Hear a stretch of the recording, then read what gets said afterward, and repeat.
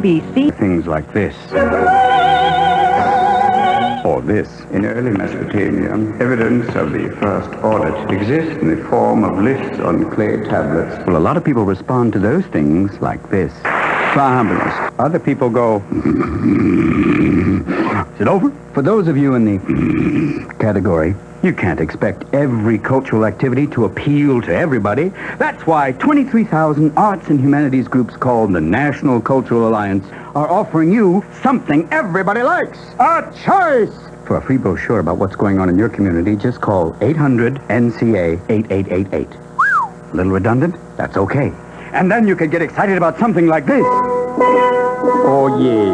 William Tellito. The arts and humanities. There's something in it for you. The National Cultural Alliance and the Ad Council invite you to explore what's available in your community. Just call 800-NCA-8888.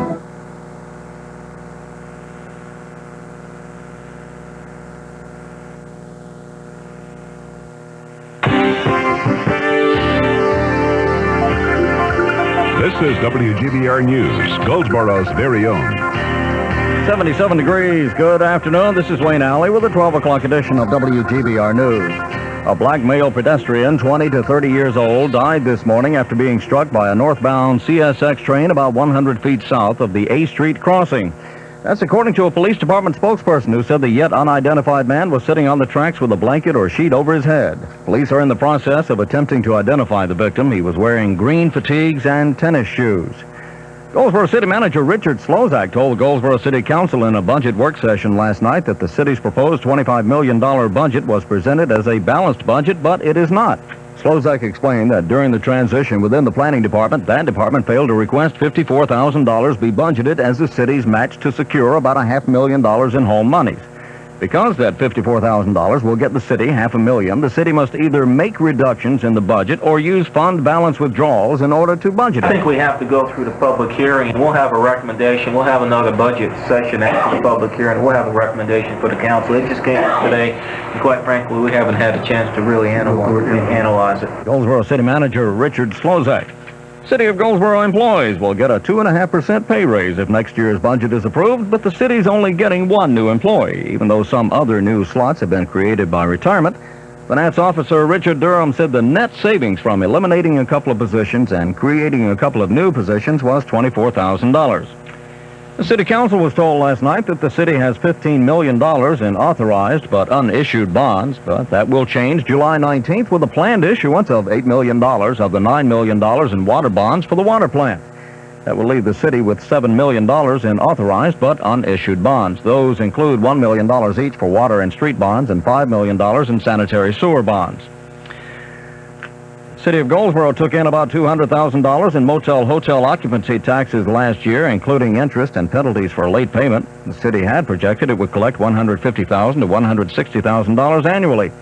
That fund's expected to have a balance of more than $395,000 July 1st. City Manager Slozak told the City Council in a budget work session last night he would expect some movement on the part of the Civic Center Study Committee, perhaps prior to July.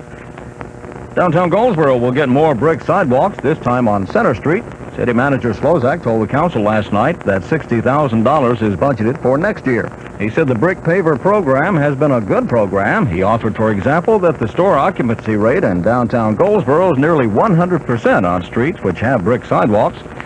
The city manager said, this is a quote, "We feel we're getting our money back out of that program and we're recommending that the program continue next year," unquote. The process is already underway for the 8-year revaluation, and City Manager Richard Slozak told the Goldsboro City Council last night it should be reflected next year. The City of Goldsboro has not had a tax increase since 1978-79. And Slozak said historically the value of the property goes up and the city cuts its tax rate. What the city has done in the past during years of revaluation has been to plug in natural growth, which is approximately $100,000, and then set the tax rate. Slozak said that brings in the same amount of money as the previous year. Ultimately, what happens, because everybody's property doesn't appreciate at the same level, some people's, even though you cut the tax rate, some people's property tax is going to go up, some others will go down some. But the bottom line is we try to bring in the same amount of money that we did in the previous year.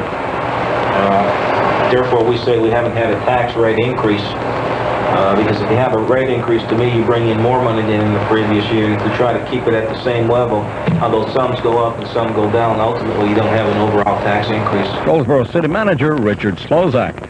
The Goldsboro City Council holds a public hearing Monday night at 7 o'clock on its proposed $25 million 1994-95 budget. The council and staff expect some questions to be asked about agency funding and proposed increases for water, sewer, and garbage service. The increases are to pay for the sewage treatment plant and to make all utilities self-sufficient. In addition, the landfill tipping fee is increasing by 42%. The proposed budget would retain the current tax levy of 62 cents. Rush Limbaugh right around the corner at 12:06. For WGBR News, I'm Wayne Alley. From shiver to sizzle, winter to summer, Phillips 66 Trop Arctic Motor Oil can give you the hot-cold protection and everything in between. Inside your car's engine, the temperature can go from winter to scorching summer in minutes. That's the protection Phillips 66 Trop Arctic is engineered for. Just look for Phillips 66 Trop Arctic Motor Oil in the classic black bottle. Hot, cold protection, and everything in between. Available at Phillips 66 stations near you. Phillips 66 products distributed by Griffin Oil Company, 511 South John Street, Goldsboro. The 1994 blowout sale continues at Leaf Chrysler Plymouth Jeep Eagle Leaf Dodge Isuzu. Just $94 over invoice now on a great selection of 1994 cars, trucks, and vans on the lot. Like the Chrysler Concorde as low as just $19,775. And both 1993 and 1994 program cars are available. And the used car inventory grows day by day as the 1994 blowout sale goes on now. At Leaf Chrysler Plymouth Jeep Eagle Leaf Dodge Isuzu, Highway 70 West, Goldsboro. A lot of sunshine in the forecast today. Some beautiful weather coming up. Temperatures will be ranging from the mid-70s to near 80 for highs. And all that sunshine should make it real comfortable out there. The winds will be light northwest at about 5 or 10 miles an hour. Clear tonight, lows in the low to mid-50s with a few upper 50s in the south. Then mostly sunny skies tomorrow, and generally a little bit warmer. Highs close to 80 for most of you. I'm Bill Schmidt at the Weather Center.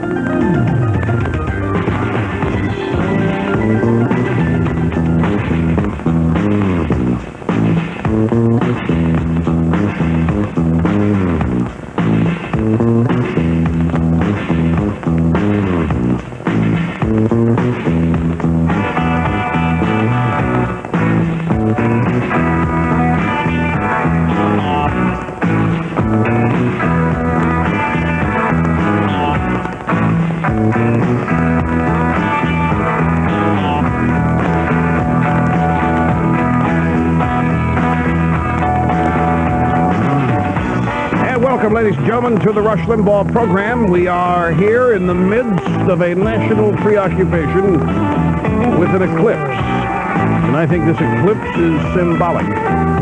The light of the sun being eclipsed, depending on where you are, totally or partially by the moon. Kind of like the light of truth being eclipsed by events and people in Washington, maybe. This is a special edition of the Rush Limbaugh program, America Held Hostage. America. And now, from our studios in New York City, here is Rush Limbaugh. Thank you, Johnny Donovan, and welcome, ladies and gentlemen. We count the days of the raw deal, one day at a time. For the last time, today's day 476 for the poor and the middle class. Day 495 for the rich, the dead, and John Wayne Gacy. 986 days of the raw deal left to go. Phone number here is 1-800-282-2882. Well, the definitive source has conducted the study, and the word is now out. I don't know if it's official or not, but USA Today's scientists have tested this year's Major League Baseball and have found it is not juiced up. USA Today's scientists, in fact, have found that it is less bouncy than the ball used last year. And they also found out that when you go to a sporting goods store and buy a baseball that says official American League or official National League ball on it, it's really not. Some guy went out, and Taylor Buckley, I think's his name, went out and got a saw, a chainsaw, power saw, and sawed through two baseballs, and they're different. The official ball is the official ball. It's whatever it is. And then the ball sold as the official ball is not the same ball. So still a baseball, so it's not. So if you want to get an official ball, I understand people are going out buying what they think is the official ball, so they can, in Little League and Babe Ruth League, so they can hit the ball farther this year themselves, and it isn't working because it's not the same ball. Anyway, one of the biggest mysteries of the year now solved thanks to USA Today. But USA Today, I've noticed this the past, I guess, month or so. I wish they'd do something. They're using cheaper paper down there. What I do when I prepare for this show, I have a razor blade and I headline hunt, and if I see a story that's interesting, I whack it out of there. Takes about 4 cuts because you gotta get it out of there. Well, the USA Today stuff curls up on me now, like fax paper. Come on, look at this. I mean, this I have straightened out. This I've put through the reverse curler that we have here. I bet it is recycled paper or whatever. Anyway, none of the other newspapers are curling up, so I'm thinking of going out and getting a saw, getting a stack of USA Today newspapers, stacking them up, getting a chainsaw, and cutting them in half and seeing what's in there, so as to find out why their paper is curling. Did you hear about this yesterday? The president was in Warwick, Rhode Island, shaking hands with well-wishers at the airport. He had just arrived for a town hall meeting, and all of a sudden he's urgently called away to the phone. Cellular called his limousine. He heads over there, bent forward. Everybody says, wow, what's this? The president just got a call. Could it be some kind of crisis? Have we attacked Haiti? Has Gacy been granted a stay? Some foreign leader die or assassinated? They decided to give 6 more canes to Michael Fay. What could it possibly be? It turned out it was just the First Lady, Hillary Rodham Clinton, calling in from South Africa, ostensibly to report on how exciting things were there. My guess is she just was calling to see if he was where he said he was going to be.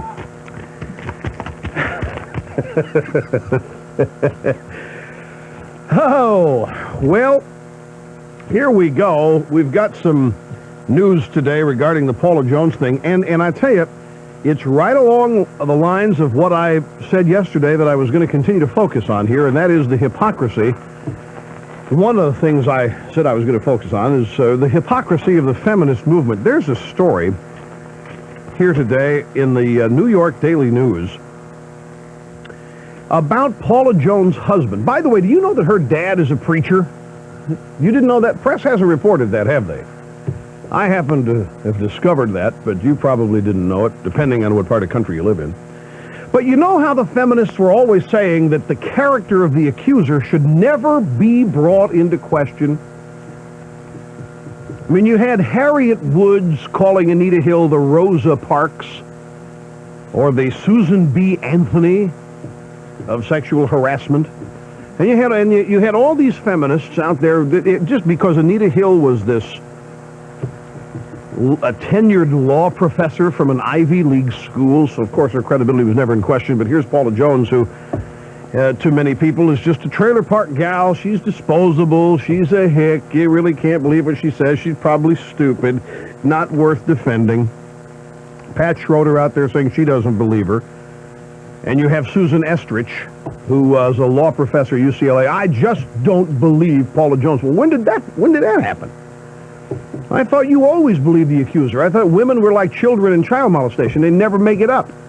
They don't lie about it. It's too traumatic. They never, ever make this stuff up. And you're never supposed to attack the character of the accuser. That's just off limits. That's a low blow. Here in the New York Daily News is a story about Paula Jones' husband and how he's a lewd character. It says former co-workers of Steve Jones, husband of Paula Jones, has launched a sexual harassment suit against the president, said that the aspiring actor is no saint himself. He's an airline ticket agent, now works at Los Angeles International Airport, and has allegedly made numerous sexual comments to female co-workers while based in Little Rock from 89 to 93. So what? Thought this stuff didn't matter. Now they're coming out trying to destroy the character of Paula Jones and everybody around her. You see the hypocrisy here, folks? All I'm trying to point out to you here is that this is never, ever about sexual harassment. I said this yesterday. It's never, it really hasn't. And I knew this when the Anita Hill thing hit. That's what so flummoxed me. Trying to persuade you. It was never, ever about sexual harassment. It's always about ideology. It's always been about harming conservatives and damaging liberals. And this barrage against Paula Jones and her husband now are identical in their scope, and they also point out just how hypocritical these people are, because this is exactly what you're not supposed to do. We also have a lot of other hypocrisy today. Lawton Childs, governor of Florida, seems to have in his possession an assault weapon, the kind that would be banned. He says it's not. He says it's not even good enough for shooting turkeys. By the way, people are buying assault weapons in record numbers. Turns out the best salesman for assault weapons has been Bill Clinton. His press conference last night, this town hall meeting, I don't know how many of you watched it. A woman stood up and asked the president, in essence, can we expect you to do for the United States what you did to Arkansas, or for Arkansas? And he looked at the audience at the town hall meeting and said, is that a fair question? Do you think that's a fair question? And the audience kind of unafraid here to take a stand. Of course it's a fair question, especially if he campaigned for president on the basis that what he did in Arkansas was a qualifier. If his resume, if his list of qualifications that he called upon was included the record he had as governor of Arkansas, why not ask the question? Why is it not a fair question? Jennifer Flowers has weighed in on Paula Jones. She doesn't believe her. Jennifer Flowers doesn't believe. You know why? Because it's just not Bill's style to drop his pants. She believes the rest of it, but she just doesn't think that it's Bill Clinton's style to drop his pants. He just wouldn't do that. I have the Newsweek magazine, the latest one that's out, it's the May the 11th, the May 16th issue, rather. And listen to this. It said, the defense offered by White House staffers is revealing. They don't deny that Clinton was a womanizer as governor. They just insist that Paula Jones must be lying about Clinton because, as one White House staffer put it, it's just not his style to drop his trousers and expose himself. They're saying this from the White House. It's just not his style to do. What is his style? I mean, he does it. It's just, this can't be true because Bill Clinton wouldn't drop his pants. This is the President of the United States that people are talking about here. Anyway, we've got some defections in the Clinton health care plan to report to you. A couple of, most big corporate businesses are now saying we don't like the way the plan looks, which is interesting because they were all for it during the campaign. Remember, this was a puzzling thing. A lot of people wondered why. I had the answer for you. Why were they for it during the campaign? It's because the plan was not going to affect them as touted then. The plan was going to primarily affect small business. Most corporations with 5,000 or more employees are going to be exempt from joining one of these alliances anyway. They're to be exempt from any of these new regulations, and their health plans in many cases were far more comprehensive than what was being proposed. So I'm sure they looked at it as a big pain for their competitors, which of course they would enjoy. And don't forget, 75% of businesses in this country employ 10 or fewer workers. Corporate America is by no means largest employer, even when you add them all up. But now they're saying we don't like it. There are a couple of corporations who are still sticking with it, but most of them are bailing out. We'll tell you who and why as the program unfolds today. The president also said something very curious yesterday. He said there are powerful forces out to get him. He said, I've been subject to more assault than any previous president based on the evidence. I can live with it if you can, he said. He said powerful forces want to undo his election. Well, who are these powerful forces? Who are these powerful forces? We'll scan the landscape out there today, ladies and gentlemen, see if we can identify who these powerful forces might be. To whom is he referring? To what is he referring? These powerful forces. In fact, if you'd like to weigh in on this, if you have an idea who these powerful forces are, lead off with it, whatever else that you end up calling about. Oh, one more thing about Jennifer Flowers. Remember, nobody believed her during the campaign when she had her own charges. Now everybody believes her when she says Clinton would never do what he did to Paula Jones. Everybody believes Jennifer Flowers now, but never did they believe her back during her days of leveling accusations. Take a break. We'll be back at 1-800-282-2882. Don't go away, folks. You're listening to the EIB Network. Okay, folks, I want you to visit the Hot Spring Portable Spa dealer nearest you right now, and I want you to ask about something called the Smart Jet system. Now, this is a system with each Hot Spring Portable Spa that enables you to utilize any combination of different jets so you can massage different parts of your body. And you can set the degree of strength of the hydrotherapy. Now, this balanced jet design enables you to enjoy a unique, customized experience in your Hot Spring Portable Spa by allowing you to adjust the intensity of the moto massage, jet stream, or hydrotherapy jets, or any combination of them. This is a state-of-the-art portable spa. It's extremely relaxing, a lot of fun for your entire family. They're always hot and ready to use, and there are 6 different models from which to choose. Your Hot Spring Portable Spa dealer can be found in the Yellow Pages, or you can find them by calling 1-800-299-RUSH. That's 1-800-299-7874. Hot Spring Portable Spas with the Smart Jet system, where America, my listeners, go to relax. Oversized, mid-size. How about the right size? With all the oversized overkill, Arnold Palmer and renowned club designer Clay Long created the right size club. I don't want to lose the traditional look and feel, but I still want the benefit of a larger club size. The Peerless PhD, with its patented hosel design and larger club head size, extends the perimeter weighting and sweet spot by 1 full inch. The Peerless PhD, the most forgiving club in golf.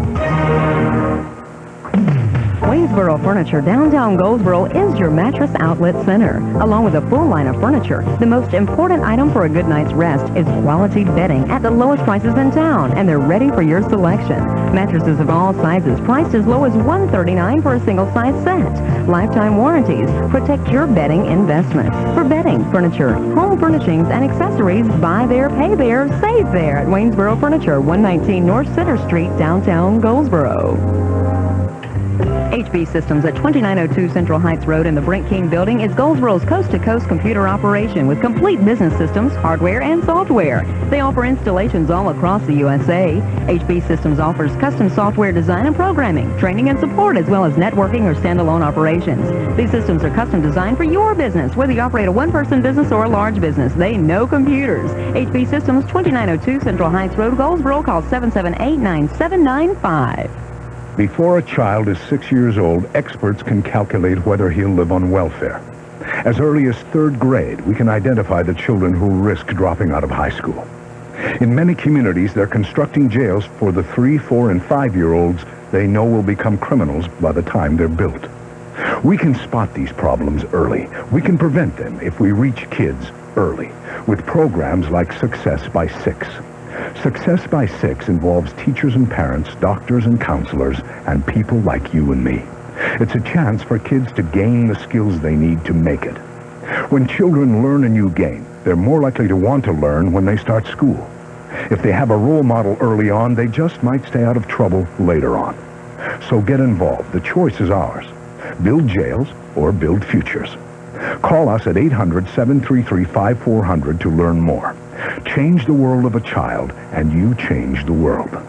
A public service message of the Ad Council and this station. WGBR.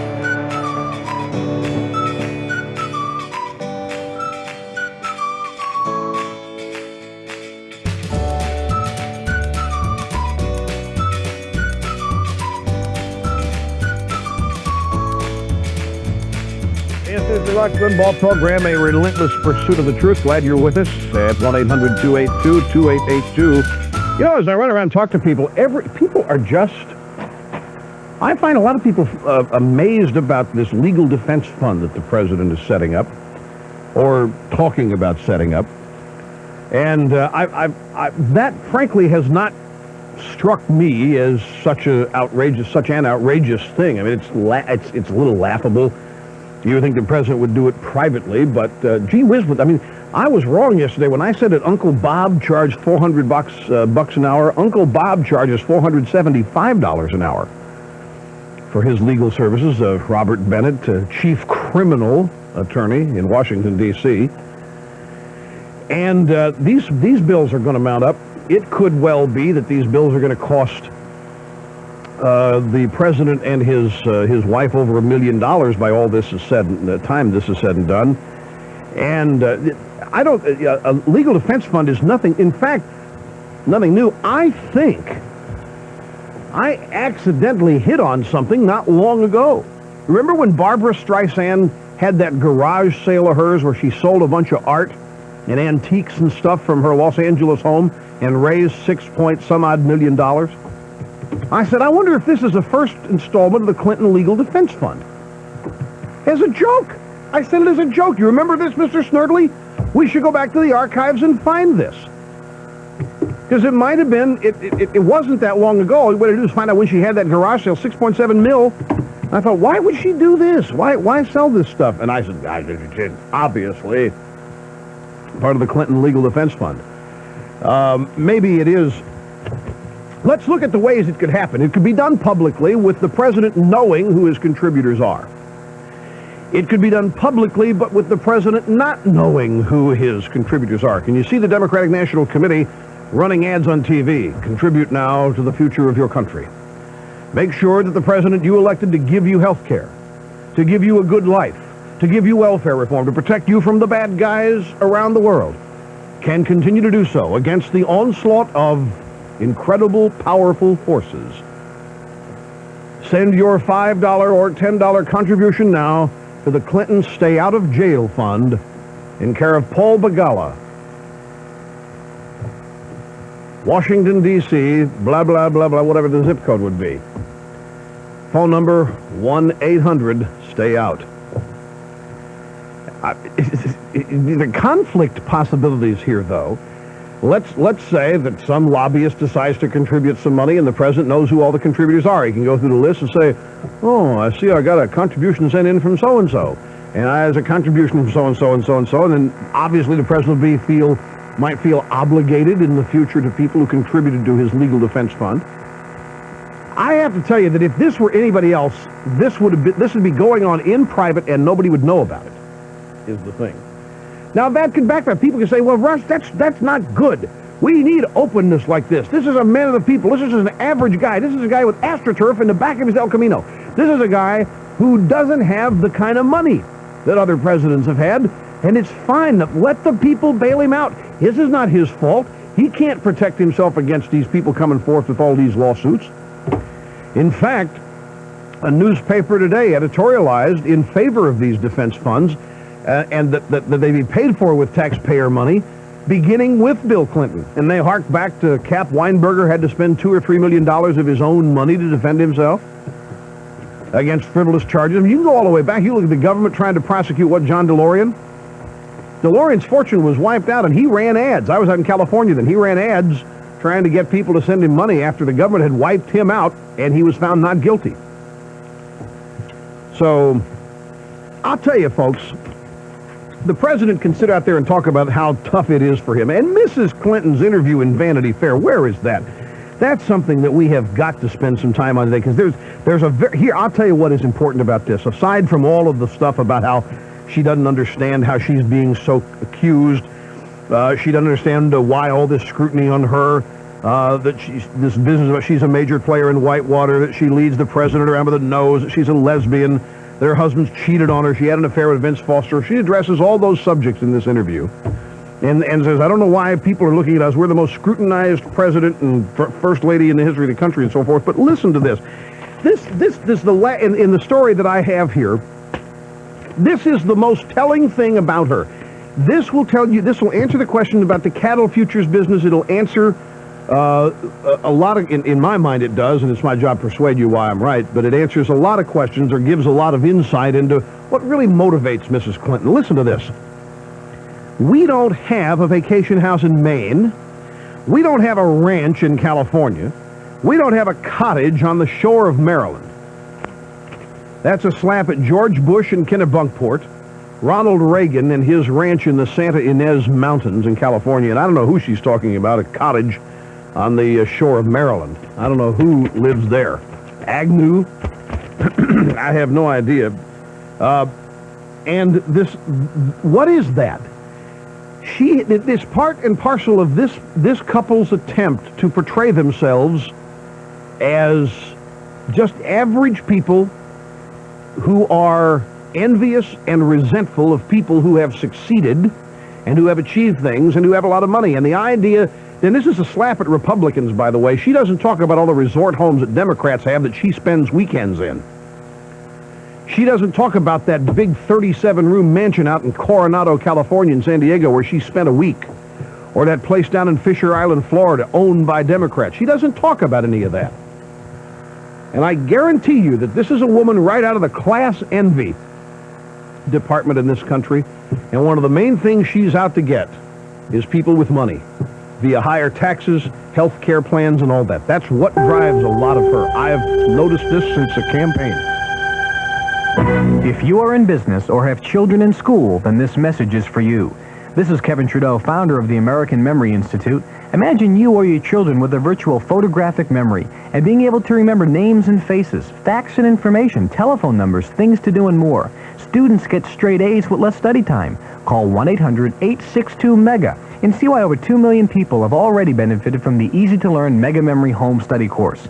That's 1-800-862-MEGA. 1-800-862-MEGA.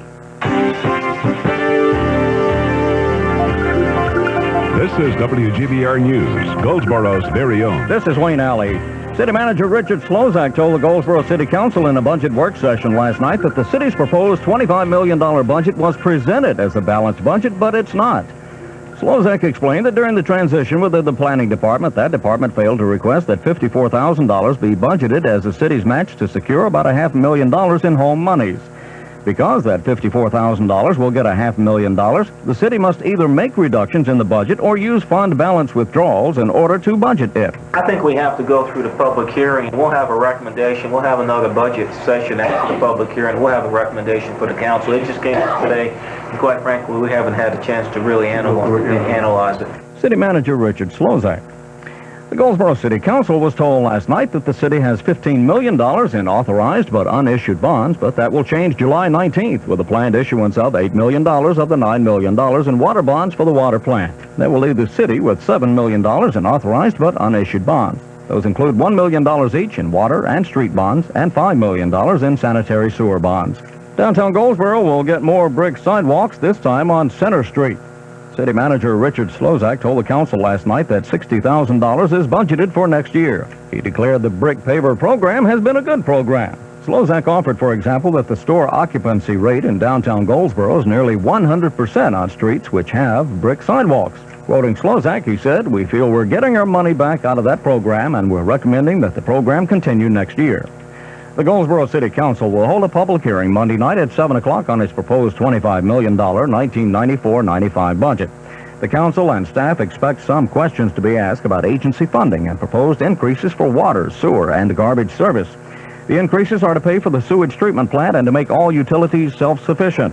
In addition, the landfill tipping fees increasing by 42%. The proposed budget would retain the current tax levy of 62 cents. Congressman Martin Lancaster told senior citizens at the East Duplin Senior Citizen Center that while he disagrees with some aspects of President Clinton's health care plan, he does support the provisions for a prescription drug benefit and long-term care under Medicare. Stay tuned for the latest Weather Center forecast. For WGBR News, I'm Wayne Alley. Partly cloudy skies in the forecast today. We should see a lot of sunshine out there, and hopefully we'll get enough sun early this afternoon so that we'll have good viewing conditions for the partial eclipse of the sun. That will be peaking between 1 and 2 p.m., but make sure if you go outside to watch, you don't look directly at the sun. Use proper viewing techniques so you don't damage your eyes. Today, with all the bright weather, highs will hit the mid-70s to near 80. Then clear tonight, lows in the mid-50s, and sunshine expected tomorrow, highs around 80. I'm Bill Schmidt at the Weather Center. WGBR.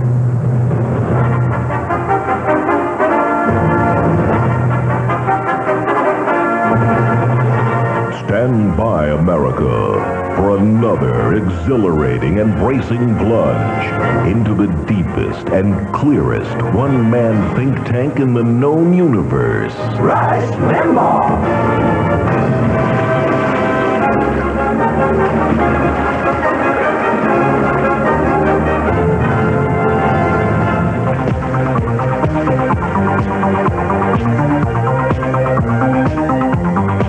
High atop the EIB building Rush Limbaugh and the Excellence in Broadcasting Network. Phone number is 1-800-282-2882. One more thing, just one, and we'll then talk to other things about the Vanity Fair interview with Mrs. Clinton. But this business of we don't have a vacation home in Maine, we don't have a ranch in California, we don't have a cottage on the shore of Maryland. Mrs. Clinton, and to the woman in Illinois, the wife of Congressman Foghorn, who approached me on the streets of St. Louis Saturday and said, what I'm doing with Mrs. Clinton is appalling. We don't have a vacation house in Maine. We don't have a ranch in California. We don't have a... Do you think that having money justifies criticism? If you had a ranch or if you had a vacation home, would you understand the criticism better? Is that what you're saying? Because if that is what Mrs. Clinton is saying, she is, shall we say, shedding light on why she is critical of some. Because they have money. Mrs. Clinton also says that she very much resents being called arrogant. She says that that is absurd.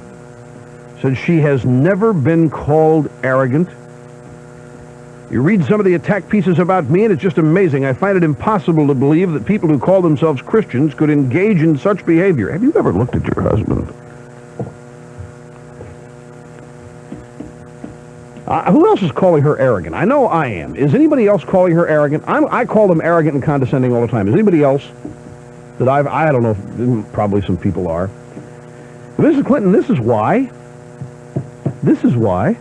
You're arrogant because you expect that people are just going to roll over and accept your ideas just because you propose them, just because you're smarter, just because you're more sincere, just because you claim to care more. You know, speaking for myself, and I have said this many times on previous occasions, the president sits there and complains about powerful forces want to undo his election. No, sir, not here. Not here, you and Mrs. Clinton. I've not, it's just the opposite. You've got to understand that there are people who sincerely disagree with your ideas. You've got to come to grips with the fact that there are people who don't think your ideas will work. There are some people who are petrified of your ideas becoming law. And as such, there are people trying to see to it, quite legally in a democratic fashion, that your ideas are defeated. And it's not because of how much money you do have or don't have, and it's not because of how much money they have or don't have. It's about the kind of country they want versus the kind of country the Clintons want. The amount of money you have shouldn't be a criteria at all in determining whether somebody should be criticized, but it is with them. It is with them. Here is Ed in Los Angeles. Glad you called, sir. Welcome to the EIB Network. Megadittos. Thank you. Do you read anything into Colin Powell's intervention into Republican primary in Virginia? Do I read anything into it? Yeah, his political leanings? No. Other than to say, if you want to read something into it, you'd have to read into it that he's going to run as a Republican. Anyhow, you're talking about the dark and powerful forces that Clinton is referring to. Mm-hmm. It's his own self-preservation. That's why I call him the self-preservation president. He shifts the blame somewhere else to preserve his own position. Well, but who are the powerful forces? Just give me because I know who they are. I mean, I've got it. He won't admit his own guilt. That's the problem. He blames somebody else.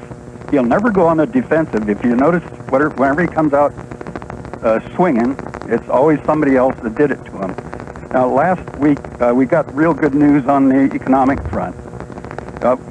Three of my daughters and their husbands got their loans refinanced and then put them in pretty good shape with low interest rates last year.